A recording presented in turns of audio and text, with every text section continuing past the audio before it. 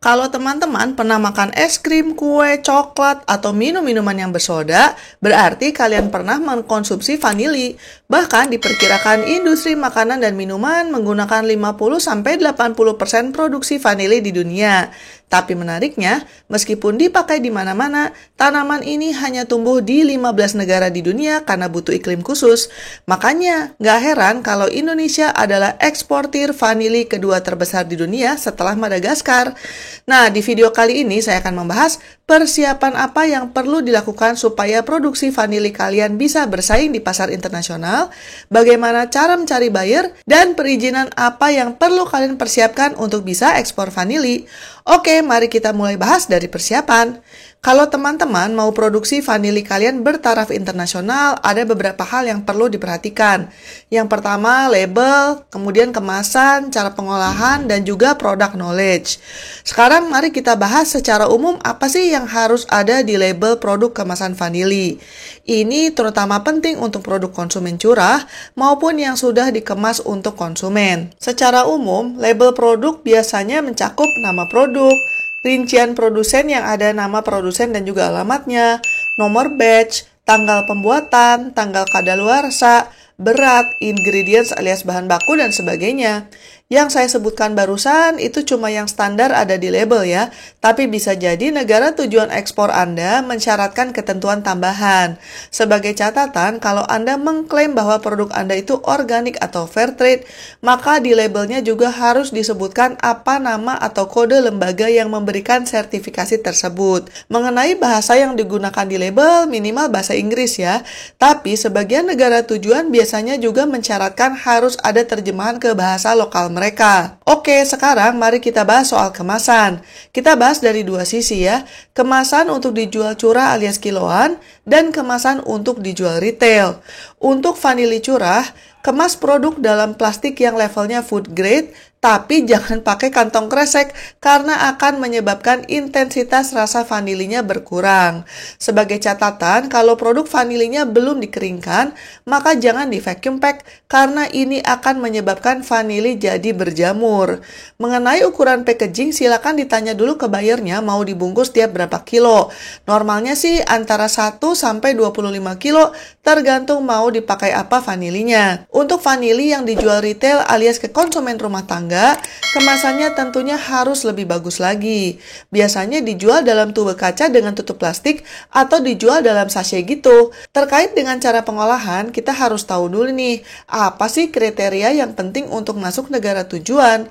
Secara umum, karena vanili itu termasuk produk makanan, maka biasanya negara-negara barat sangat ketat soal keamanan makanan. Misalnya aja tingkat pestisidanya harus sangat rendah. Kemudian tingkat mycotoksin alias racun yang dihasilkan oleh jamur itu harus di bawah 15 mg per kilo. Terus food aditif itu biasanya dilarang, logam berat harus di bawah 0,6 mg per kilo, dan tidak boleh mengandung salmonella. Biasanya produk itu juga akan dicek di lab loh, terutama kalau baru mulai ekspor ke negara tersebut. Kalau kita udah tahu nih aturannya ketat, maka cara pengolahannya juga harus hati-hati. Cara yang paling murah untuk menghindari kontaminasi adalah dengan melakukan sterilisasi dengan menggunakan steam atau uap. Hal lain yang harus bisa kalian buktikan adalah asal-usul dan keaslian produk. Ini disebabkan karena banyak banget produk vanili palsu yang beredar di pasaran. Bahkan sebuah studi di Prancis menemukan bahwa hanya 1/4 produk vanili yang beredar di sana itu asli. Sisanya itu cuma dikasih ekstrak atau pewangi vanila doang. Selain mempersiapkan produk, kalian juga harus memperbanyak ilmu soal vanila supaya bisa nyambung kalau ngomong sama buyer atau supplier.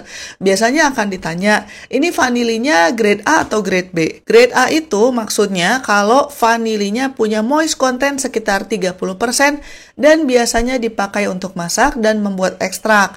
Kalau grade B itu moist contentnya hanya sekitar 20% dan biasanya terlalu kering untuk masak, jadinya dipakai kebanyakan untuk membuat ekstrak.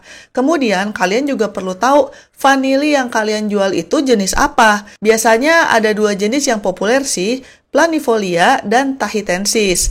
Jenis yang paling banyak beredar di supermarket ya planifolia. Pokoknya intinya kalian harus banyak baca-baca dan cari tahu sih. Oke, sekarang mari kita bahas gimana cara mencari buyer. Biasanya ada 3 jalur nih yang dipergunakan untuk ekspor vanili. Yang pertama adalah lewat jalur industri, misalnya lewat produsen makanan atau minuman seperti Danone, Unilever, Coca-Cola, dan sebagainya. Ini dikarenakan sekitar 50-80% produksi vanila itu memang dikonsumsi oleh industri ini. Cuma biasanya kalau kalian mau approach buyer dari industri, maka kalian harus punya supply barang yang sangat banyak. Karena kalau deal, biasanya mereka akan butuh pasokan yang banyak secara terus-menerus. Jalur yang kedua adalah lewat jalur retail alias supermarket, restoran, catering, hotel, dan sebagainya. Kalian bisa pelajari tuh supermarket apa sih yang ada di negara tujuan ekspor kalian. Misalnya kalau di Inggris itu ada Tesco dan Sainsbury's. Kalau di Jerman ada Edeka dan Lidl. Sedangkan kalau di Prancis ada Carrefour dan sebagainya. Kalau kalian mau jualan retail, berarti packagingnya juga harus disesuaikan karena untuk konsumsi rumah tangga. Kalau mau masuk jalur retail tapi dari restoran atau hotel, biasanya produk vanilinya harus yang high-end karena mereka akan lebih mementingkan kualitas ketimbang harga. Jalur yang ketiga adalah lewat wholesaler. Ini adalah perusahaan-perusahaan yang khusus membeli dalam jumlah banyak dari negara-negara eksportir untuk kemudian dijual ulang. Biasanya kalau wholesaler, mereka itu lebih open-minded dengan kualitas dan jenis vanili kita karena mereka bisa jual lagi ke pasar yang sesuai. Tapi kekurangannya, kalau jual ke wholesaler biasanya harganya harus murah banget supaya wholesalernya masih bisa tetap untung. Kekurangan lainnya adalah biasanya kalau lewat wholesaler itu kalian jadinya jualnya sebagai white label atau tanpa brand atau pakai brand si wholesalernya. Jadinya kalau suatu saat kalian mau pecah kongsi sama wholesalernya dan mau jualan pakai brand sendiri, maka kalian harus bangun brand dari awal karena masyarakat tidak akan familiar dengan brand Anda. Kalau untuk informasi mesti kontak kemana, kalian bisa cari informasi online, ikut pameran, tanya kedutaan, atau cari di database yang namanya Trade Map. Silakan klik link di pojok kanan atas atau di deskripsi, karena saya sudah pernah membahas cara-cara mencari buyer dengan lebih detail di video yang terpisah. Oke, selanjutnya mari kita bahas perizinan apa saja yang harus kalian persiapkan sebelum mulai ekspor vanili ke luar negeri. Secara umum, berikut ketentuan yang perlu teman-teman penuhi ya, misalnya aja punya badan usaha atau badan hukum dalam bentuk CV, firma, perseroan terbatas, atau koperasi. Yang paling gampang sih bikin aja PT perorangan. Daftarnya hanya Rp50.000, tidak perlu pakai notaris dan bisa daftar online.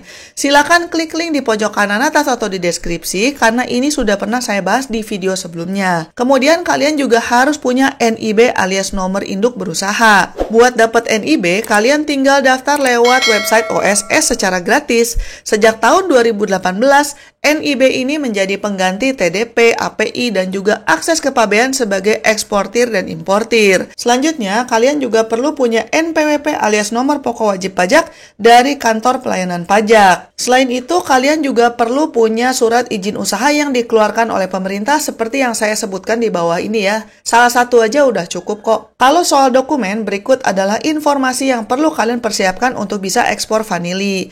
Yang pertama adalah kontrak penjualan, faktur perdagangan, packing list, pemberitahuan ekspor barang, bill of lading, polis asuransi, letter of credit kalau bayarnya pakai LC, surat pernyataan mutu kalau diperlukan oleh importirnya, dan juga certificate of origin alias surat keterangan asal kalau diminta oleh pihak eksportir. Sekian dulu episode kali ini, jangan lupa untuk like dan subscribe, dan selamat belajar ekspor impor. Bye-bye!